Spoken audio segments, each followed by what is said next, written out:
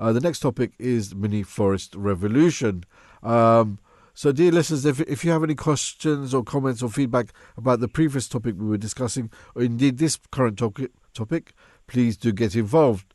Now, this gist of this story, there was a positive news article about how there's been this novel approach to tree planting, and which is sort of taking root in the UK, excuse the pun, and beyond, offering an exciting solution to the climate and biodiversity crisis. I was fortunate enough to do an interview for this particular segment, and I spoke to Dr. Simone Webber. This is the interview that took place. So joining me on the line this morning, we have Dr. Simone Webber, who is the Senior Ecologist and Content Manager at Creating Tomorrow's Forest, who's also responsible for answering technical questions and producing web and newsletter content to inspire people to invest in the natural world. She has studied behavioral ecology for her PhD, focusing on woodland ecology, and has an MSc in conservation and biodiversity. Her main speciality is birds, but she is passionate about communicating the need to preserve all our wildlife and habitats. Good morning, peace be upon you, and welcome to the Voice of Islam, Dr. Webber. How are you this morning?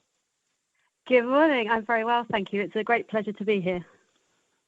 No, thank you. We're really grateful for you for spending your time to join us this morning.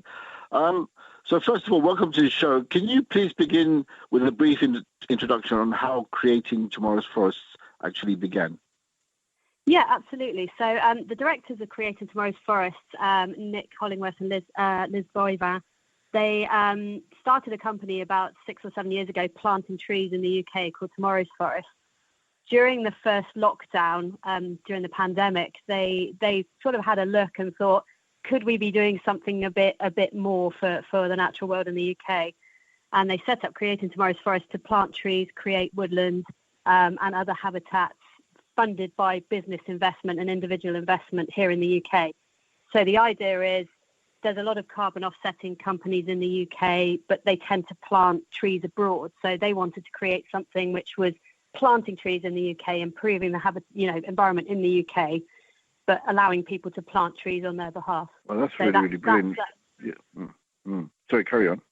Yeah, sorry. So that's the sort of where we started. And from there, we've developed into beyond woodlands. So we're looking at other habitats like wetlands and meadows, and really trying to boost biodiversity across the UK. So that's our main remit. Excellent.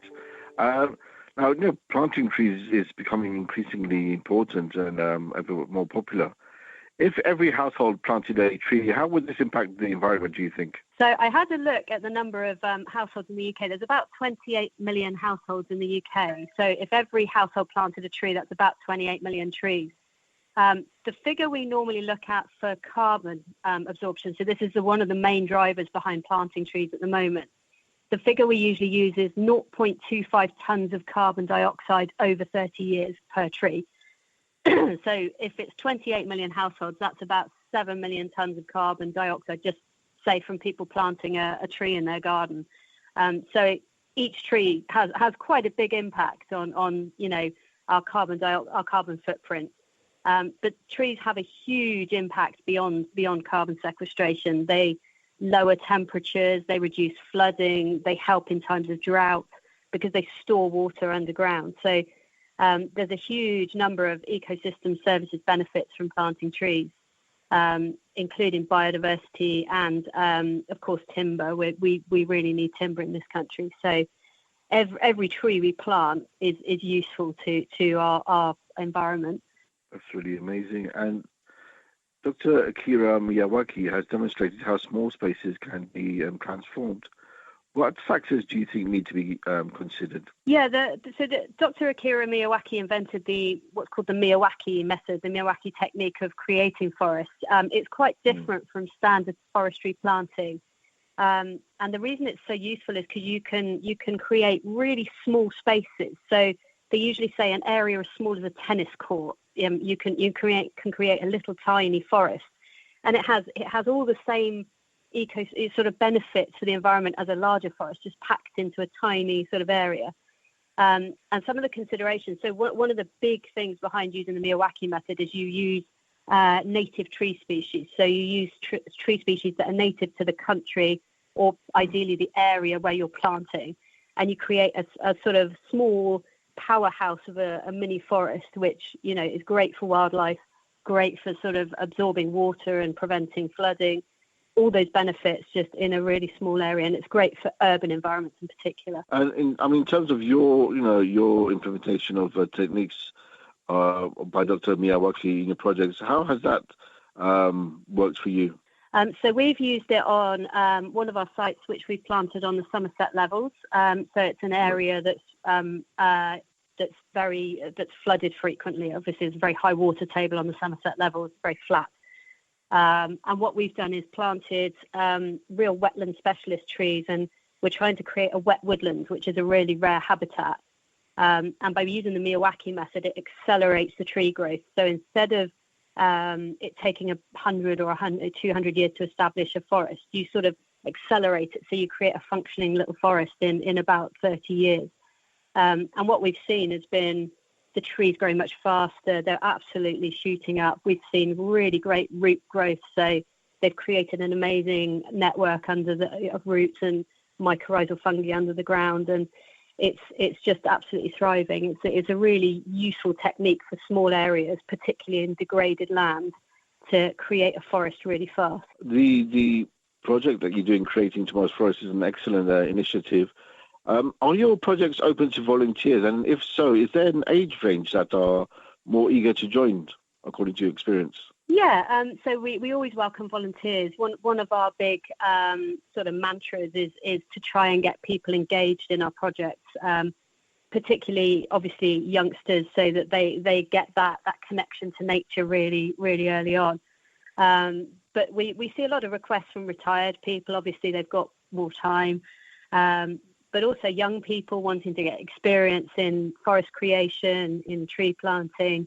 It's sort of people wanting experience across the board. And because we work with businesses, a lot of the volunteering we have comes from business customers who want to come and see the forest in action, plant some trees, really get involved with the whole forest creation process. You briefly mentioned about educating lots of different age ranges.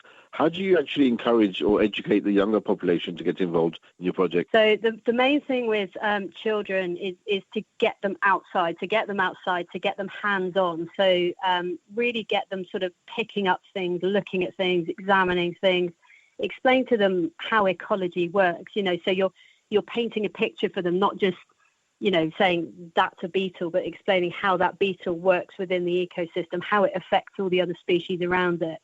They're developing a new natural history GCSE now. So hopefully that awareness of our natural environment will increase in children. But yeah, the main thing is get them outdoors and get them hands-on, get them looking at things, get them feeling things. It's been a very inspiring conversation with you this morning, Dr. Webber. What advice would you give to those who have been inspired and who are eager to grow their own microforest at their own home? As I said, there's a lot of resources online. We've written a blog post about sort of how to get started, the basic technique. The main thing is find some native tree species. You can do it in a really small area. So find out what your local tree species are, plant a few of them. You plant it into a mulch so it nurtures the saplings, and then just sit back and watch it grow. And yeah, you should get a little forest within a good sort of 2 years. It will start looking like a densely packed little stand of trees. Brilliant. Dr. Webber, it's been an absolute pleasure talking to you this morning. Thank you for sharing your time with us and your knowledge and your experience. It's a brilliant initiative, and hopefully our listeners will get involved. Could you just, before you leave, give us the name of your website, please? Yeah, our website is www.creatingtomorrowsforest.co.uk. And yeah, it's been great to talk to you. Thank you very much for your time. Thank you. Have a lovely day. Thank you. Bye. Bye for now. Thank you.